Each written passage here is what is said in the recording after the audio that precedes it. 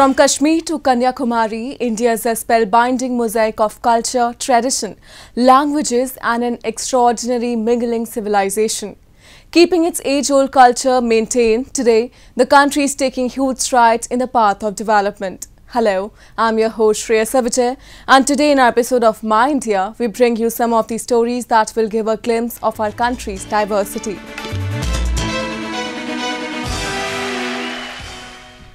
Today we'll take you to the historic town of Orchha, located in the northern part of Madhya Pradesh.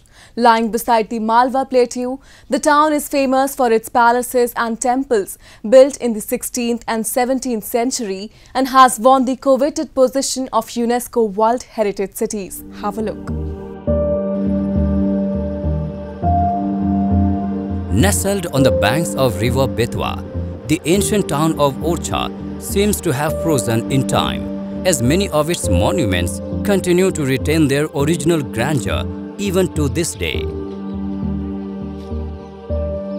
Founded in the 16th century, the town is the brainchild of Bundela Rajput chief Rudra Pratap Singh. It was given the name Orchha, which means a hidden place due to its location amid the forests.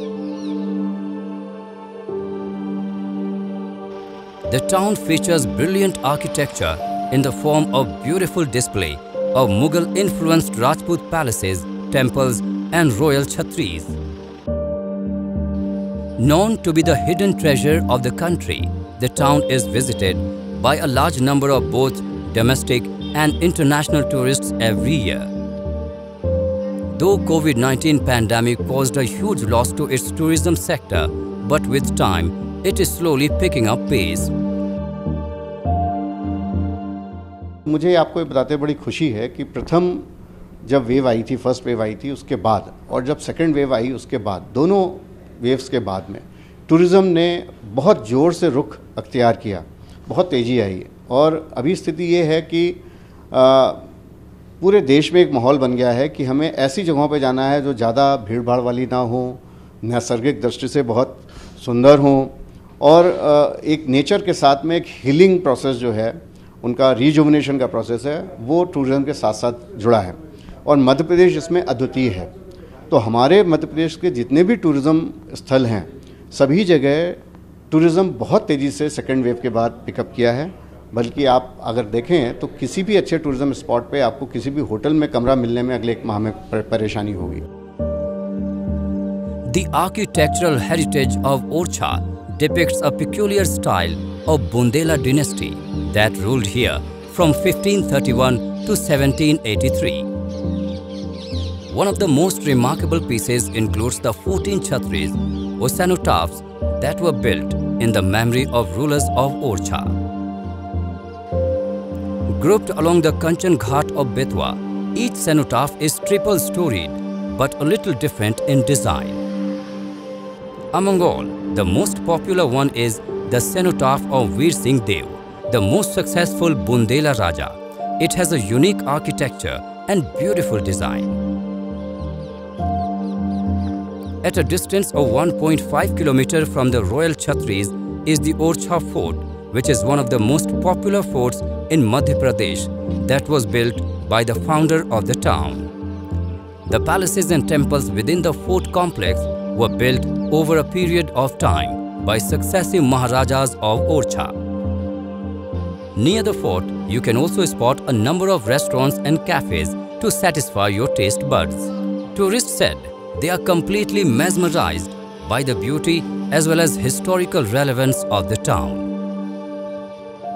हमको यहाँ की history इतनी पसंद आई, मैं थोड़ा घर से research करके आई थी तो आइडिया था, पर जब देखा, महसूस किया, मुझे समझ में नहीं आ रहा था कि मुझे शांत लग रहा था, तो मुझे समझ में नहीं आ रहा था कि मैं थक गई हूँ कि मुझे शांति लग रही है।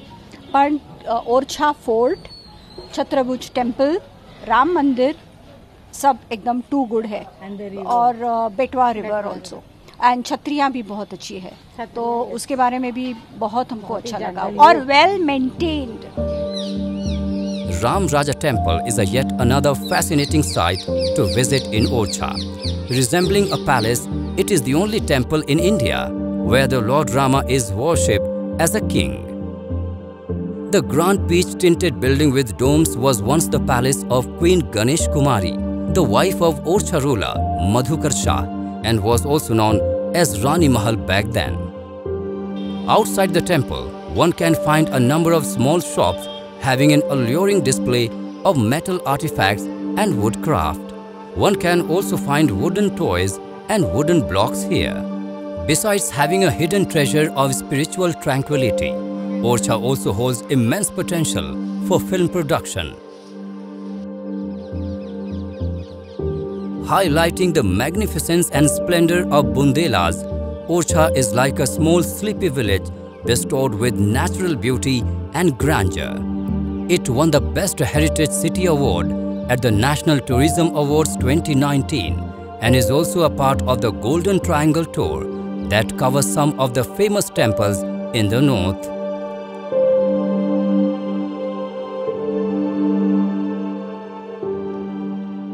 India is a land where Sufism has not only flourished in its true spirit, but has also become a way of integrating different religious communities.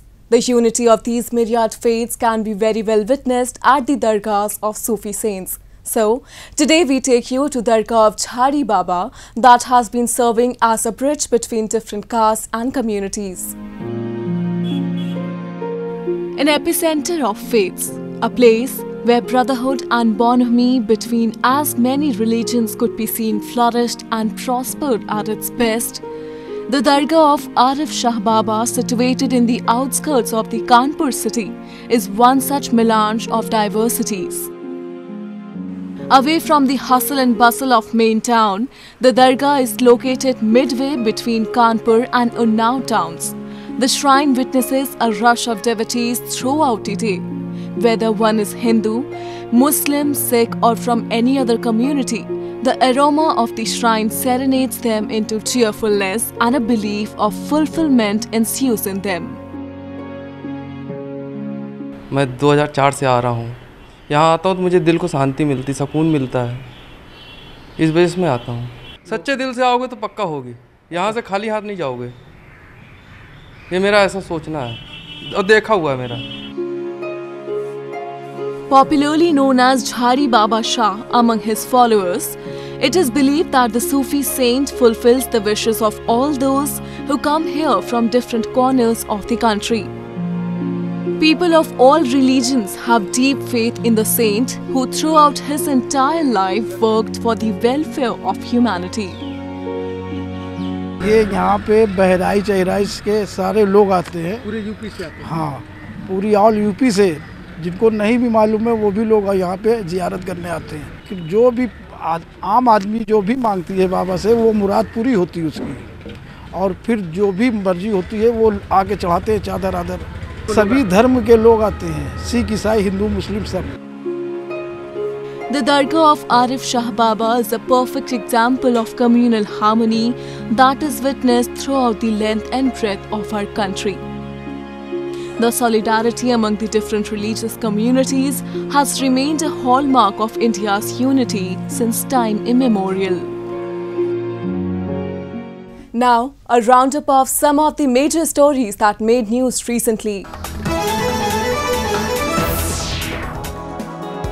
Women in India's Rameshwaram, a southeastern Hindu holy town in Tamil Nadu state, are harnessing the potential seaweed farming in the shallow waters of the sea.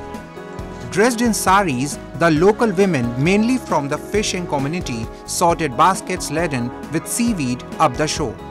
Introduced by Central Marine Fisheries Research Station, seaweed farming has helped fishermen and their families to earn a livelihood by choosing an alternative career to fishing. அந்த பாசி இப்போ எங்களுக்கு நல்ல லாபம் கிடைக்குது. நாங்கள் பாசி எடுத்துக்கொண்டு கரையை கொண்டு வந்து தருங்க. அதை நாங்கள் வந்து கயிற்றுல கோர்த்து கொடுப்போம். அது விலங்க கொண்டு போட்டு நல்ல விளைச்சல் கிடைச்சா எங்களுக்கு நல்ல லாபம் கிடைக்கும். அந்த தொழிலை நாங்கள் இப்போ பண்ணிக்கிட்டு இருக்கிறோம். Seaweed, several species of marine algae, has a good demand worldwide in food sector due to its high nutrient value, pharmaceutical and textile industries.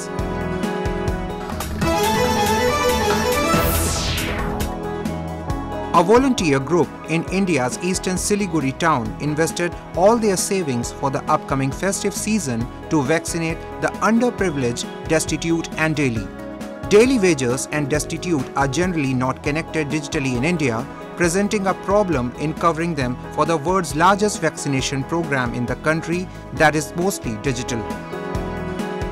हम लोग करीबन 200 लोग को यहाँ पे वैक्सीनेशन आज करेंगे। यहाँ से जो हम लोग वैक्सीनेशन करेंगे, कोई रिक्शा वाला है, कोई वैन वाला है, कोई कालीबाड़ी का सामने बैठ के उसको वो लोगों को पास से पैसा लेता है और भिक्षा करता है। और ये मार्ट सिलीगुड़ी कंचनजंगा स्टेडियम का मार्ट कर्मी है और बहुत सारे लोग हैं। Although the central government scrapped the rule for mandatory online registration for vaccination, walk-ins are often met with disappointments as the quota is over and daily wagers have already missed the whole day's work. The Public Health Engineering Contractors Welfare Association in Siliguri celebrates the Durga Puja festival with a lot of fervor and grandeur every year. However, this year they decided to hold a vaccination camp for the noble cause. Durga Puja is one of the most revered festivals in the eastern part of India, where devotees establish temporary temples for the warrior goddess Durga in every corner of the city and celebrate for 9 days.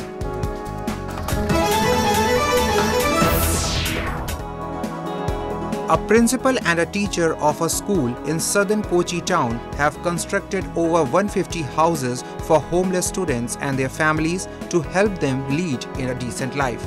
Principal Lissy Chakalakal and teacher Lily Paul of the town's Our Lady's Convent Girls School had started the initiative in 2014 to provide a house to a student of their school who became homeless after her father passed away. We started House Challenge project, first of all to shelter our own students, those who come without basic facilities. Then when we saw our dream is to make the society homeless free. That means to end homelessness. So in order to fulfill our dream, we started the journey of transformation by promoting a culture of collaboration and sharing. So many people began to be part of this House Challenge project. It started from our school, the management, staff, students, parents and former students, former teachers, all are part of it. They raised funds from teachers, students, neighbors and others and built a home for the student. Over 6 years, the principal-teacher duo has raised funds and built over 150 houses for homeless students and their families all across the town. Apart from 80 students of the school who got homes through this initiative, a few homeless families with women, children, widows and ailing family members have been sheltered by the initiative.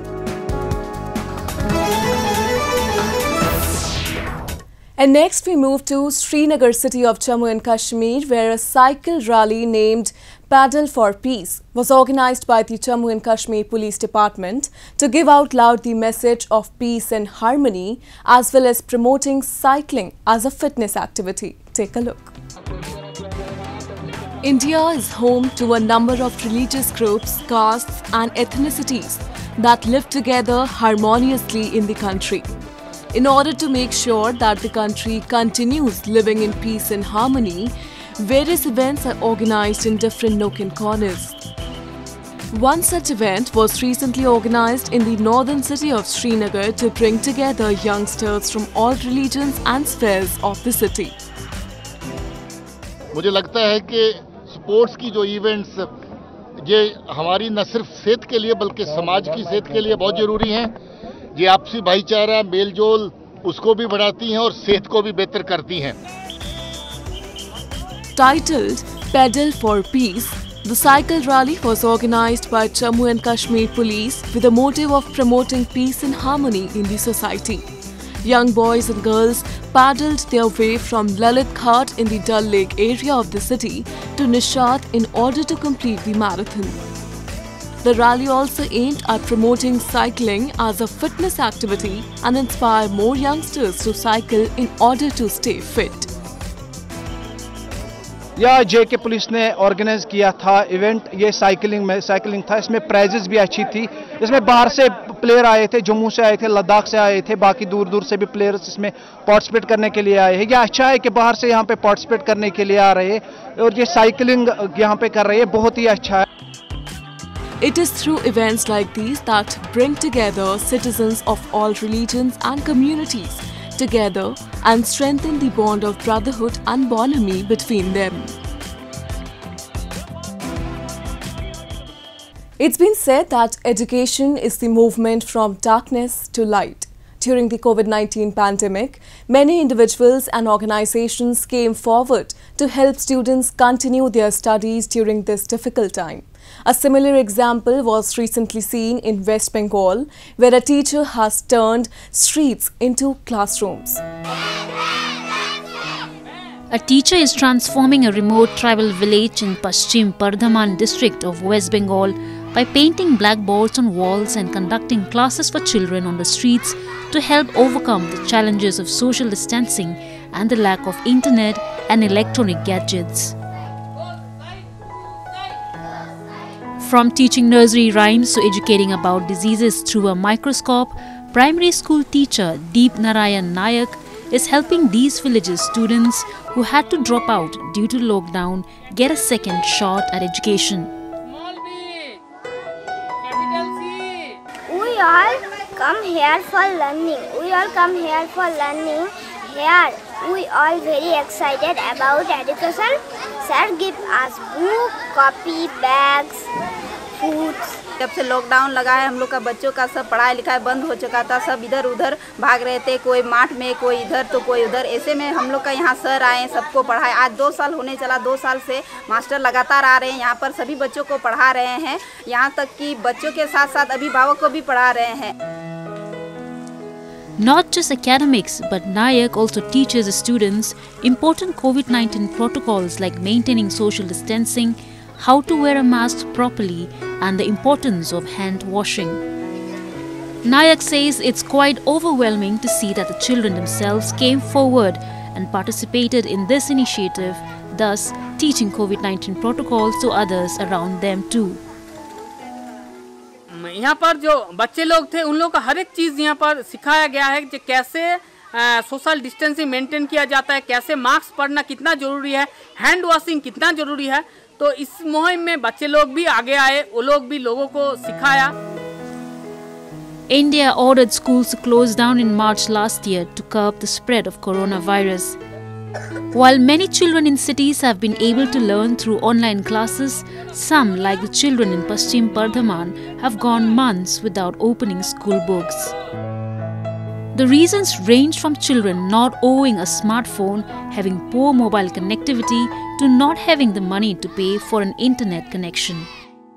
Examples like these were witnessed in various districts of the country, where individuals and organizations came to the forefront with different ideas and initiatives to help commoners during difficult times like that of the pandemic. Next, we bring you a few short stories about the recent developments and happenings from around the world in our section, World in Focus.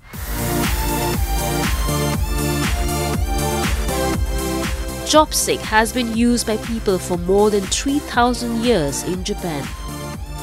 But in this kindergarten in Tokyo, there is a new experience for children who enjoy using them while eating their meals.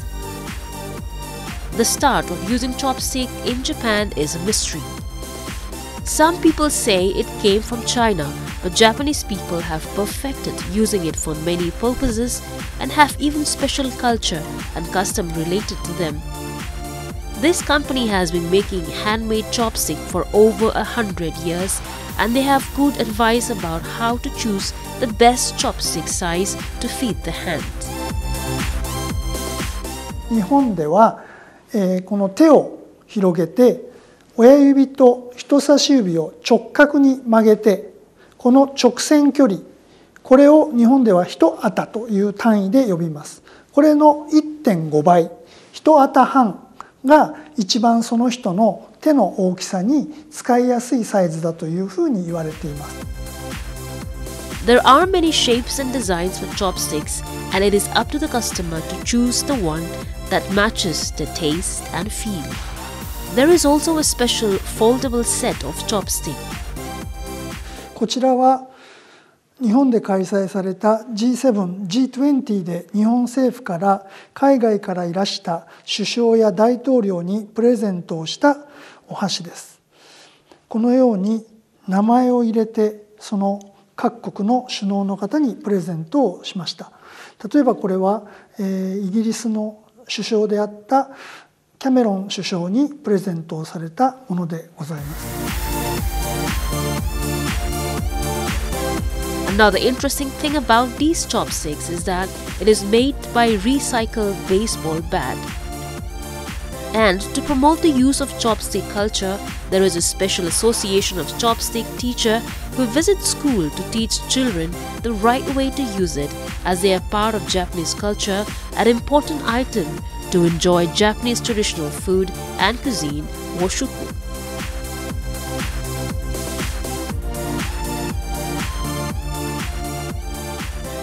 Chopstick in Japan is used in many ways, like to catch, cut or scoop. Many countries are interested in learning about Japanese chopstick culture and their unique usage.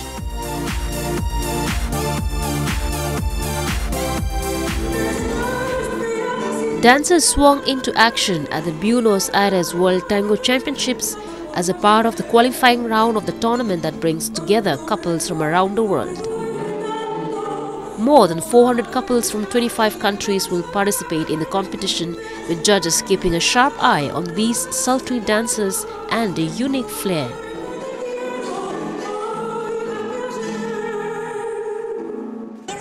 In some way, I think a competition is a very good way to show the dancers how they do and what they do in this period of time. Mondial every year happened here, so it's a very good chance to show up ourselves. Actually, different country dancers, they use their different body language to explain what they feel of tango. And here you can see many different situations with the different country culture based on tango, and that would be very wonderful. The 2021 event also features workshops, classes and exhibitions, with spectators encouraged to join the fun and shake a leg themselves in milongas or tango dance halls. Champions will be crowned on September 25th to close out the festival.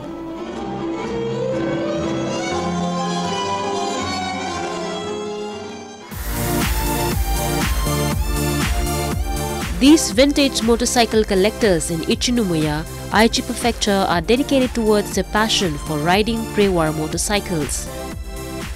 Though they are uncomfortable to ride and less safe than modern bikes, love for these vintage items does not go down a bit. All the maintenance of repair work of these bikes are done at home garage, largely because majority of these motorcycle manufacturers have already withdrawn from business or have closed down.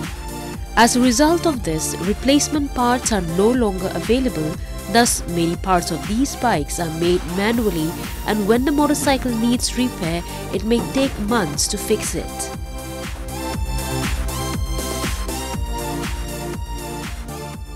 ヴィンテージのバイクばっかり持ってまして、うち4台が、プレワー、戦前のバイクになります。それで全て、動く状態にして乗ってます。